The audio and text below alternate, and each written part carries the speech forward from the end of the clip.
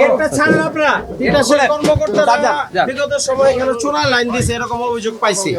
হ্যাঁ, এই চোরা লাইন দেওয়ার কারণে আজকে এই বিস্ফোরণ। কেমন ধরো এই বিস্ফোরণটা হয়েছে, ধরো চোরা লাইন দেওয়ার কারণে আজকে এই ঘরে গ্যাস জমা হইয়া আজকে বিস্ফোরণ ঘটছে। এলাকার মানুষ এই অভিযোগ করতেছে এবং বিভিন্ন সময় কমপ্লেন করার পরেও আপনারা এগুলি ঠিক করেন। আমি একা না তো ভাই, আপনি কেন আমার সবাইকে নিয়ে দাঁড়ান। আসেন না কেন আপনারা? আপনি বলেন আসেন, এই বিষয়টা কি সেটা ক্লিয়ার করে যান। অফিসে আসেন, অফিসে স্যার বড় আপনার নাম কি?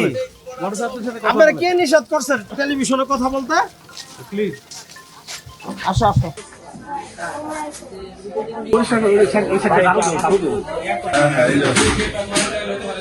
রাতে 3টা বাজে একটা শব্দ হয়েছে, শব্দ হওয়ার পর আগুন দিয়ে সবাই বাইরে হয়েছে, আগুন পরে সবাই মিল্লা বালতি দিয়ে পানি এনে আগুন নিভাইয়া এক ঘরে আসছিল 5 জন আর এক ঘরে আসছিল 3 জন।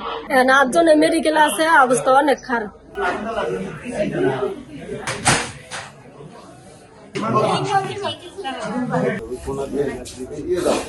এটা রাত 2:30টার দিকে আমরা যেটা জানতে পারছি, একটা সেমি পাকা ভবন, সেমি পাকা ভবনের নিচ দিয়ে আমরা যেটা দেখলাম যে এটা গ্যাসের লাইন গেছে। এই গ্যাসের লাইন এটা আমরা পরবর্তীতে এটা আমরা যাচাই করে দেখলাম যে চারিপাশে আমরা ওয়ালের চারিপাশে পানি দিয়ে দেখলাম যে এক জায়গায় লিক আছে, যেখানে বুদবুদ করে গ্যাসটা বাইর হচ্ছে। এটা দীর্ঘদিন এটা লিকেজ আছে এবং আজকে যে ঘটনা ঘটছে এই গ্যাস লিকেজে পুরো রুমের ভিতরে গ্যাস চেম্বার হয়েছিল।